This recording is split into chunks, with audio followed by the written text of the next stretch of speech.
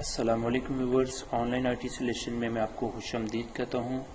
Corel Draw की हमारी 8वीं क्लास है और इस क्लास के अंदर हम लोगो डिजाइनिंग सीखेंगे। बाज़ औक़ात हमारे पास हाथ का लिखा हुआ टेक्स्ट होता है जिसको हम कोरल ड्रा के अंदर स्केचअप करते हैं। इसी तरह से बाज़ औक़ात हमारे पास लोगो होता है और लोगो वो पिक्चर फॉर्मेट के अंदर होता है और उस पिक्चर फॉर्मेट से फिर हम कोरल ड्रा की फाइल क्रिएट करते हैं और उस इमेज को वेक्टर के अंदर कन्वर्ट करते हैं। कन्वर्ट करने के लिए हम सिंपल स्केचअप करते हैं, जैसा कि आप यहाँ पे स्क्रीन के ऊपर देख सकते हैं। जैसे ये बिस्मिल्लाहिर्रहमानिर्रहीम लिखा हुआ है।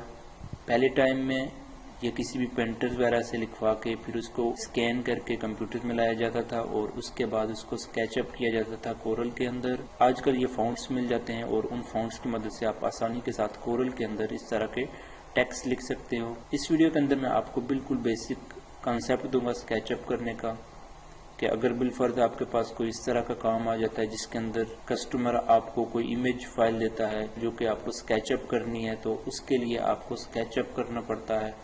और स्केचअप करने के लिए आपको कौन कौन से टूल यूज़ करने पड़ते हैं, ये सारी चीज़ें हम इस वीडियो के अंदर सीखेंगे। लेकिन वीडियो शुरू करने से पहले अगर आपने हमारे यूट्यूब चैनल को सब्सक्राइब नहीं किया तो आप हमारे यूट्यूब चैनल को ज़रूर सब्सक्राइब कर लें। और अगर आपने हमारे फेसबुक पेज को लाइक नहीं किया तो आप हमारे फेसबुक पेज को भी लाइक कर लें, ताकि हमारे इस कोर्स की जितनी भी नई वीडियोस आए उन सब की इन्फॉर्मेशन आपको मिल सके। अब हम कोरल ड्रा की तरफ चलते हैं और देखते हैं कि कोरल ड्रा के अंदर हम लोगो किस तरह क्रिएट करते हैं। अभी हम कोरल ड्रा के ऊपर मौजूद हैं और यहाँ पे स्क्रीन के ऊपर आप देख सकते हो। अभी आप स्क्रीन के ऊपर यहाँ पे एक लोगो देख सकते हो। ये लोगो मैंने इंटरनेट से लिया है। अब ये लोगो हमारे पास इमेज फॉर्मेट के अंदर है। अगर इस लोगो को हमने किसी भी बैनर्स के ऊपर या फ्लैग्स के ऊपर यूज़ करना है और उस फ्लैग का साइज़ बहुत बड़ा है, जैसे 100 बाई 50 हो गया, 200 बाई 150, तो इतने बड़े बैनर्स के ऊपर अगर आप ये छोटा सा इमेज यूज़ करोगे और जब आप इसको ड्रैग करके बड़ा करोगे, जब फाइनल प्रिंट आउट आपके सामने आएगा तो ये लोगो आपको ब्लर नज़र आएगा और ये क्लियर नज़र नहीं आएगा। इसके पिक्सल्स बने आपको नज़र आएंगे। तो उसके लिए आपने इस लोगो को सबसे पहले स्केचअप करना है और कोरल ड्रा के अंदर आप डिफरेंट टूल यूज़ करते हो स्केचअप करने के लिए। जब आप कोरल ड्रा के अंदर इसको स्केचअप कर लेते हो तो ये लोगो वेक्टर बेस बन जाता है। अब वेक्टर बेस ऐसे इमेज होते हैं या ऐसा ऑब्जेक्ट होता है जिसके अंदर पिक्सल्स नहीं होते। अगर यहाँ पे मैं इसको जूम करके देखूँ तो इसके अंदर आपको यहाँ पे पिक्सल नज़र आ रहे हैं, क्योंकि पिक्सल्स की मदद से बनती है। लेकिन कोरल ड्रा के अंदर जो भी हम काम करते हैं वो पिक्सल्स की मदद से नहीं होता, बल्कि वो वेक्टर बेस ऑब्जेक्ट होता है। अब वेक्टर बेस यहाँ पे मैं अगर इसको जूम करके देखूँ तो आपको यहाँ पे इसके अंदर कोई भी पिक्सल नज़र नहीं आएंगे, क्योंकि ये ऑब्जेक्ट हमारा वेक्टर बेस है।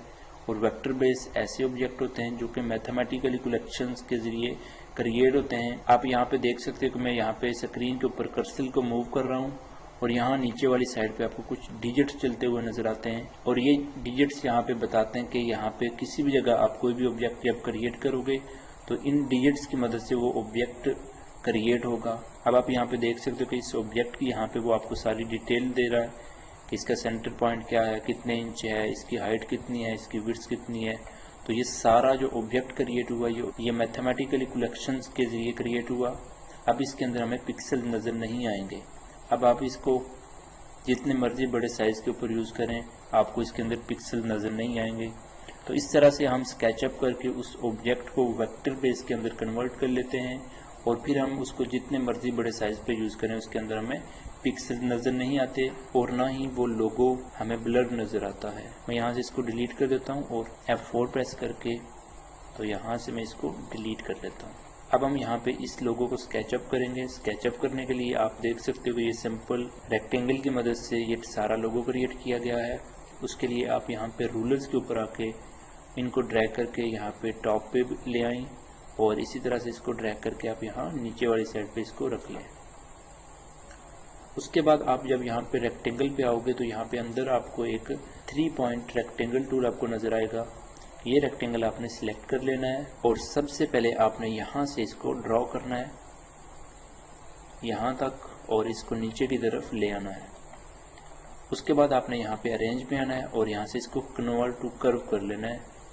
अब आप यहाँ पे शेप टूल लेंगे और इसको यहाँ पे एक नोड क्रिएट करेंगे डबल क्लिक करके और इस नोड को आप यहाँ से डिलीट कर दें।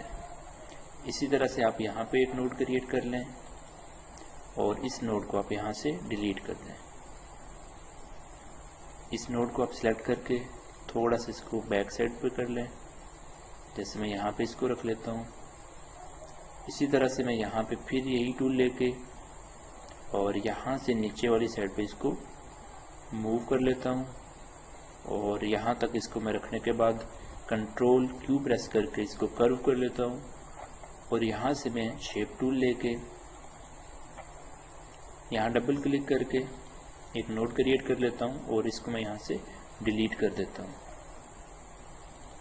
अब आपने यहाँ पे इन दोनों ऑब्जेक्ट को सिलेक्ट करना है। शिफ्ट के साथ आप इसको भी सिलेक्ट कर लें और साथ आप इसको भी सिलेक्ट कर लें। अब आप यहाँ से इसको वेल्ड कर लें। F4 प्रेस कर लेते हैं, थोड़ा सा जूम कर लेते हैं और यहाँ से आप देख सकते हो थोड़ा सा जो फ़र्क रह गया, आप इसको सिलेक्ट करने के बाद थोड़ा सा आगे की तरफ इसको मूव कर लें। इसी तरह से आप यहाँ पे यही टूल यूज़ करेंगे और यहाँ से इस साइड पे एक ऑब्जेक्ट क्रिएट कर लेंगे। अब मैं यहाँ पे पूरे लोगों के ऊपर एक ही बार रेक्टेंगल क्रिएट कर लेता हूँ और फिर सबको इकट्ठे ही कर्व करके तो एक लोगो क्रिएट करूँगा और उसके बाद मैं यहाँ पे इसको भी ड्रॉ कर लेता हूँ।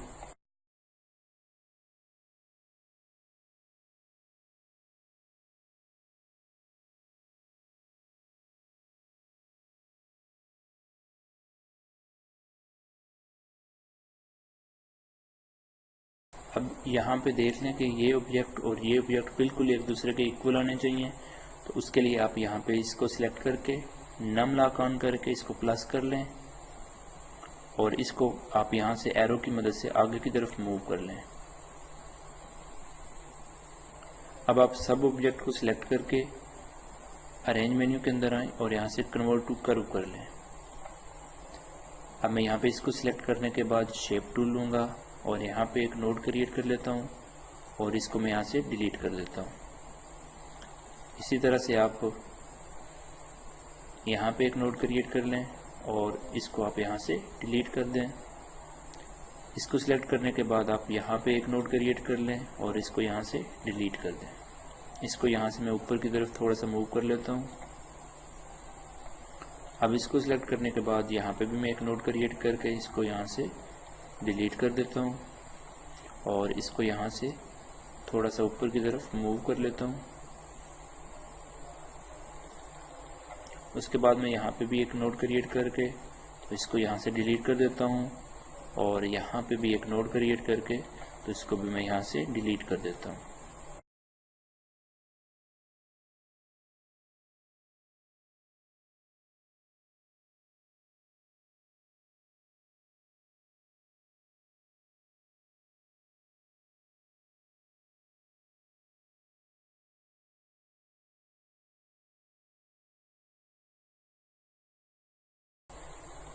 अब आप यहाँ पे देख सकते हैं मैंने सारे लोगों को स्केचअप कर लिया। उसके बाद यहाँ पे जो भी मिस्टेक है उसको मैं सही कर लेता हूँ।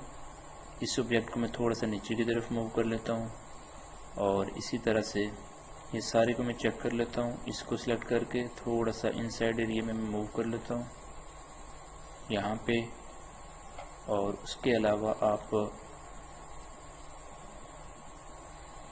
ये भी सही है। उसके बाद मैं इसके अंदर कलर फिल करूँगा। यहाँ से मैं बिल्कुल इसके अंदर ये कलर फिल कर लेता हूँ। इसी तरह से इसके अंदर भी सेम कलर में फिल कर लेता हूँ। इसके अंदर ये कलर फिल कर लेता हूँ मैं